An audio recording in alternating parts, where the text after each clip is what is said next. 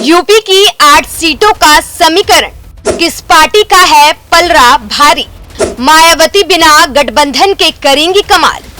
लोकसभा चुनाव का शंखनाद हो चुका है। पहले फेज में उत्तर प्रदेश की 8 सीटों पर मतदान होना है। ऐसे में बीजेपी और अखिलेश यादव की विपक्षी गठबंधन जीतने का दावा कर रही है, तो वहीं मायावती बिना किसी गठबंधन के मैदान में है, लेकिन जीत के लिए पूरी तरीके से तैयार है। पहले फेज में रामपुर, सहारनपुर, पीलीभीत, नगीना, बिजनौर, मुरादाबाद, मुजफ्फरनगर और कैराना लोकसभा सीट पर 19 अप्रैल को जनता अपने मतों के अधिकारों का प्रयोग करेगी।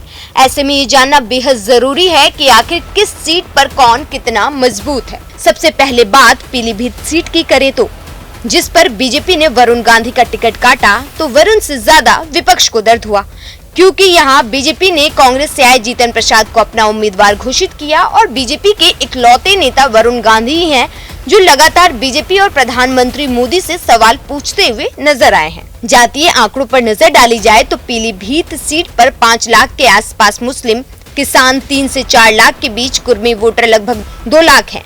वहीं वरुण गांधी को लेकर तरह तरह के कयास लगने लगे। ऐसे में ये सीट सबसे ज्यादा चर्चित सीट है।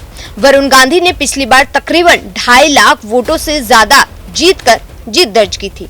अब जीतन प्रसाद क्या इस जीत की लीड को बढ़ा पाते हैं या फिर बीजेपी ये सीट गवा देती है? इस पर सबकी नजरें रहेंगी। सपा ने विपक्षी गठबंधन की तरफ से पीलीभीत सीट से भगवंत सरन गंगवार को अपना उम्मीदवार बनाया है। भगवंत सरन गंगवार बरेली के नवाबगंज से 3 बार विधायक रह चुके हैं। सपा शासनकाल में उन्हें 2 बार मंत्री बनाया गया।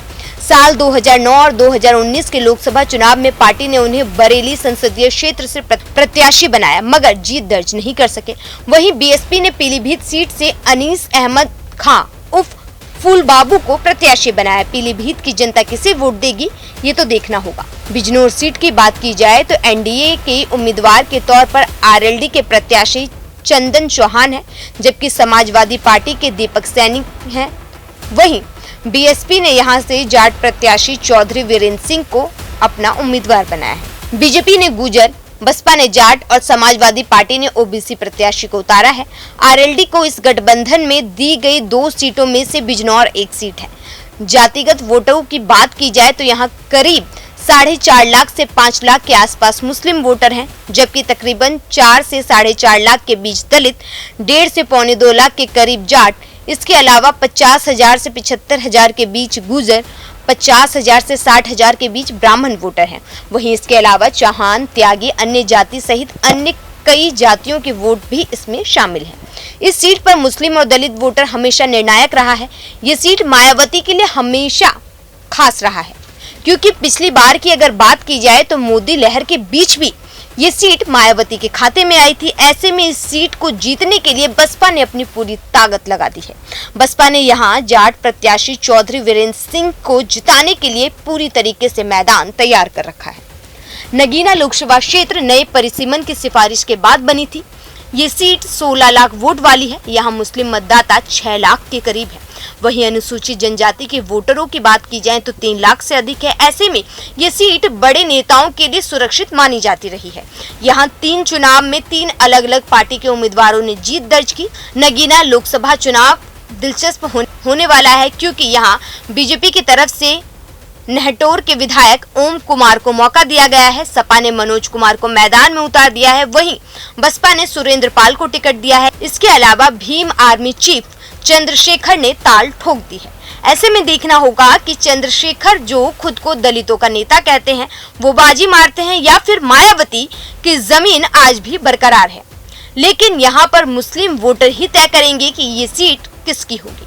कैराना लोकसभा सीट पर हिंदू और मुस्लिम गुर्जर बहुल माना जाता है। सपा ने इकरा हसन को अपना उम्मीदवार बनाया है, तो बीजेपी ने प्रदीप चौधरी को, दोनों गुर्जर हैं। वहीं बीएसपी ने श्रीपाल राणा को मैदान में उतार दिया है। 2 हिंदू उम्मीदवार हैं तो 1 मुस्लिम उम्मीदवार है, लेकिन बाजी कौन मारे? सहारनपुर सीट पर समाजवादी पार्टी ने इमरान मसूद को, तो बीजेपी ने राघव लखनपाल को मैदान में उतार दिया है। बीएसपी ने माजिद अली पर दाव लगाया है। पिछले लोकसभा चुनाव में ये सीट बीएसपी के नाम थी। मुरादाबाद सीट पर सबसे ज्यादा ड्रामा देखने को मिला। आजम खान की जिद ने अखिलेश यादव को मुरादाबाद में अपने प्रत्याशी बदलने को मजबूर किया।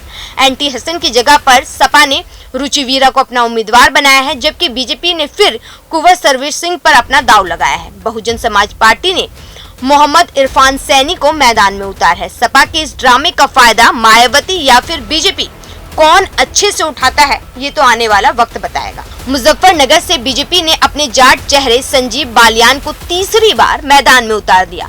सपा ने कांग्रेस से आए जाट नेता चौधरी हरेंद्र सिंह को अपना उम्मीदवार बनाया है। वहीं बीएसपी ने दारा सिंह प्रजापति को उम्मीदवार बनाया है। उत्तर प्रदेश के मुजफ्फरनगर लोकसभा सीट की बात की जाए तो 2013 के दंगे के बाद से ये सीट मुख्य सीटों में गिनी जाती है, क्योंकि 2013 के दंगे के बाद 2014 में लोकसभा चुनाव हुए थे। उसमें भारतीय जनता पार्टी ने सभी पार्टियों का एक तरीके से सुपड़ा साफ कर दिया था।